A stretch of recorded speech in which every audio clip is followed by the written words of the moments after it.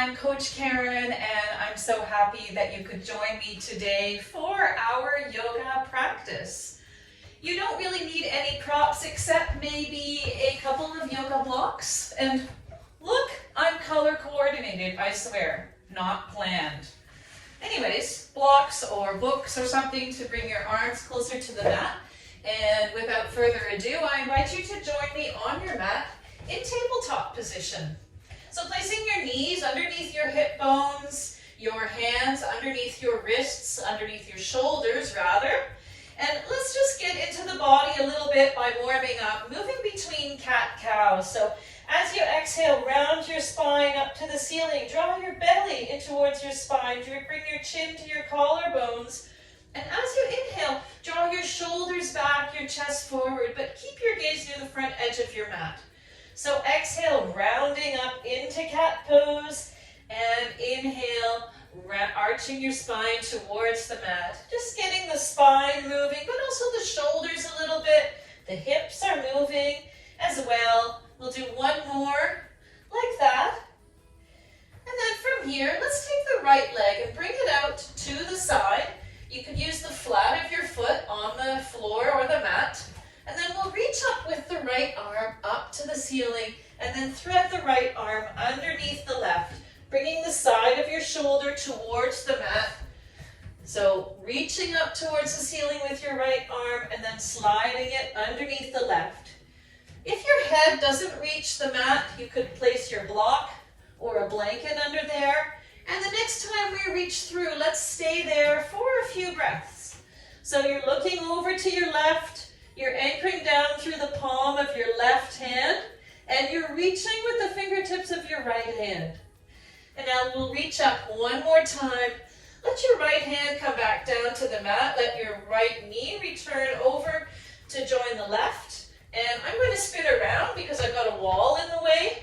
Let's let the left leg come out to the side, reaching up to the ceiling with your left arm, threading it underneath the right, bringing the side of your shoulder to the mat.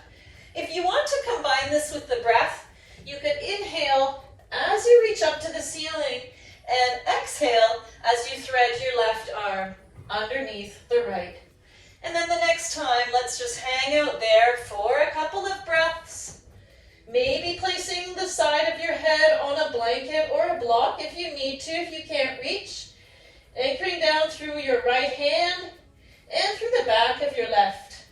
And we'll reach up once more towards the ceiling and then bring your hand back to join the right. I'm going to spin back around again. You can stay where you are. So back to your tabletop position. Let's step the right foot through in between the hands. Try to make sure that your knee is above or even a bit behind your ankle. Place your left hand either on your mat or on a block if you need. And let's take the right arm, sweep it up, windmill it behind you, and windmill it forward again. The next time you windmill it behind you, lift your left arm as well, bringing your right arm out behind you, looking over your right shoulder. Take a couple of breaths here. And then from here, either placing both hands on your right thigh, or bringing your left elbow to your thigh, your right hand to your left hand, your right elbow raised, to come into a lunge with a twist. If you're feeling spicy and you're ready to be challenged with your balance, you could tuck your left toes under and lift your left knee. Totally up to you. Try to keep your gaze soft in one spot if you're feeling wobbly. Let's lower that left knee back down if you've raised it. Reach both arms up towards the ceiling, facing forward again. Lower both hands to the mat. Bring your right knee back to tabletop, and then we'll bring the left foot forward. Once again, we're windmilling, this time with the left arm reaching forward, and then behind you, reaching back forward, and this time when you bring your left arm behind, coming into your twist, looking over your left shoulder. Make sure you're twisting your torso and not just your neck. And then either bringing both hands to your left thigh or your right right elbow to your left thigh, your palms together, your left elbow reaching up to the ceiling. You could either stay here or tuck your right toes under and lift your right knee, coming into a full lunge with a twist. And now let's lower the right knee to the mat if you've lifted it. Sweep both arms up to the ceiling and then lower your hands back down. Bring your left knee back to tabletop. From here, let's tuck both toes under, lifting the knees, lifting the hips, coming into your first downward dog. If you need to warm up a bit more, the muscles at the back of the legs, you could pedal it out, alternating between bending one knee and then the other. Let's walk the feet just a little bit closer, maybe a few inches or a few centimeters, depending on your unit of measure. And now let's take the left hand and reach for the outside of your right leg. That might be your thigh, it could be your calf, maybe it's your ankle. And then peer underneath your right armpit. Hello. And now let's bring the left hand back to join the right. And now we'll take the right hand to the outside of the left thigh or calf or ankle and looking underneath your left armpit. Super. Bring your right hand back to join the left. Step back a bit if you had stepped forward in your downward facing dog. And then from here, let's pivot the left foot slightly, turning the left toes out. Step your right foot forward. Find your stability here and let both arms reach up to the ceiling into warrior one. Take a breath or two here if you feel you need to stabilize your breath again. And then let's bring both hands behind us, clasping them behind our back, lifting through the rib cage, but also drawing your belly in towards your spine, bringing your left hip forward. If it's available to you here, bend at the elbows, bringing both clasped hands to your left waist. Take a few breaths here, again, drawing your belly in towards your spine. And then bring your clasped hands back behind you. Bringing a bit more of a bend into your right knee, hinge forward. Bringing your torso to the inside of your right thigh. Coming into humble warrior. Maybe lifting your clasped hands away from your back. From here, let's bring the right hand to the inside of the right foot. Left arm reaches up towards the ceiling. Your gaze wherever your neck is comfortable. And then from here, we're going to lift up into warrior two. Looking over your right fingertips, your palms are towards the floor. Let your shoulders relax. Keep the spine nice and long. Make sure that you can see the toes of your right foot past your right knee. Let's windmill the left arm over our head. One hand to either side of the right foot, stepping the right foot back to downward facing dog. Now let's pivot the right foot out a bit, stepping forward with the left, lifting both arms back up into warrior one. Again, shoulders relaxed. From here, let's sweep both arms behind, clasping them behind our back, lifting through the rib cage, drawing your belly into your spine, pivoting your hips to the left a bit, and then if it's available to you, bringing your clasped hands to the outside of your right waist. Again, belly drawn in, stabilizing through the core. Let's slide the hands back behind us again, keeping them clasped, and then hinging at the hips, bringing your torso to the inside of your left thigh, coming into humble warrior, lifting your hands towards or away from your hips if that's available to you. And now unclasping the hands, bringing your left hand to the inside of your left foot, right arm reaches up to the ceiling. A breath or two here, wonderful. And now let's lift up into warrior two. Your palms are to the floor. You're looking over your left fingertips. And relax your shoulders.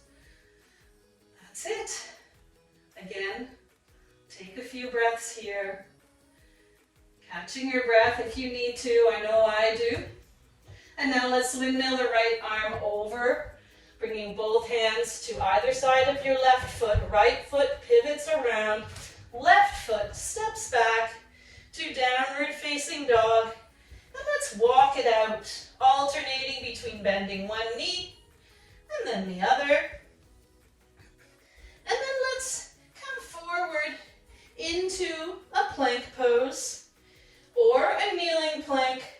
From your kneeling or full plank, lowering onto your bellies. Let your hands come out, maybe about the width of your mat, but still more or less lined up with the shoulders. We're going to come up into Cobra pose. And then from here, let's bring the right shoulder towards the mat. Come back to centered Cobra pose, left shoulder towards the mat. Back to Cobra, keeping your neck long, your gaze down towards your mat. This one is actually called inebriated or drunken Cobra. You can just picture that Cobra dancing to the sound of that flute. Great. And then let's lower back down. Bring your hands back to line up with your armpits.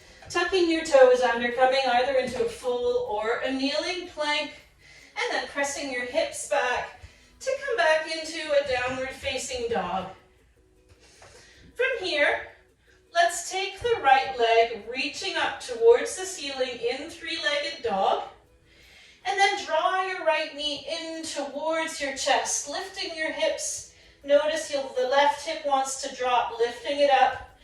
Press the right heel back to downward facing dog, then bring it to your right elbow.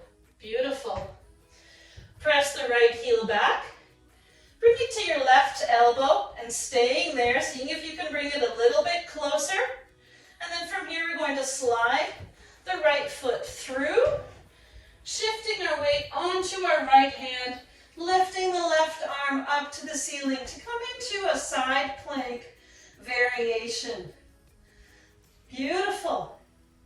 Let's bring the left hand down beside the right and just lower the hips towards the mat, pressing out through both heels.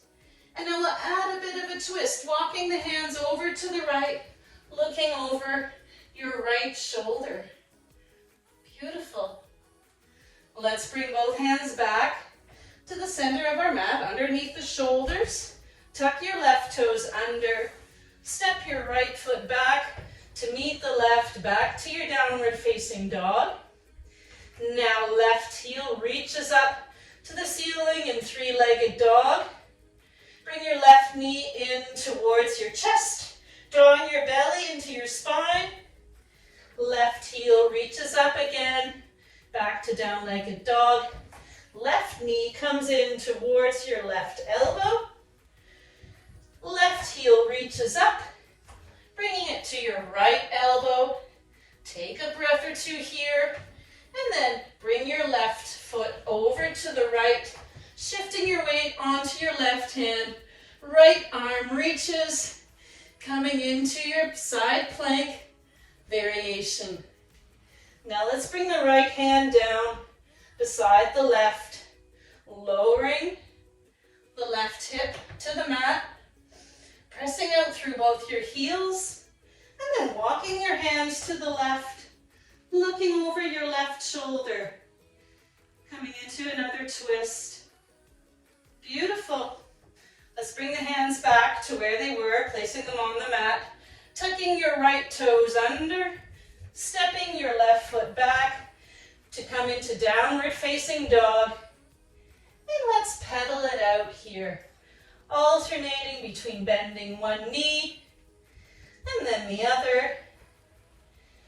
And then from here, I invite you to make your way to tabletop, and then we're going to make our way onto our backs, maybe blocks within arm's reach.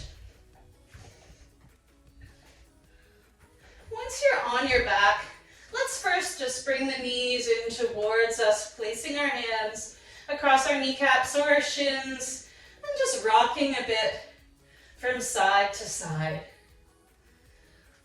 Just appreciating all of the twisting that you've just done, neutralizing the twisting.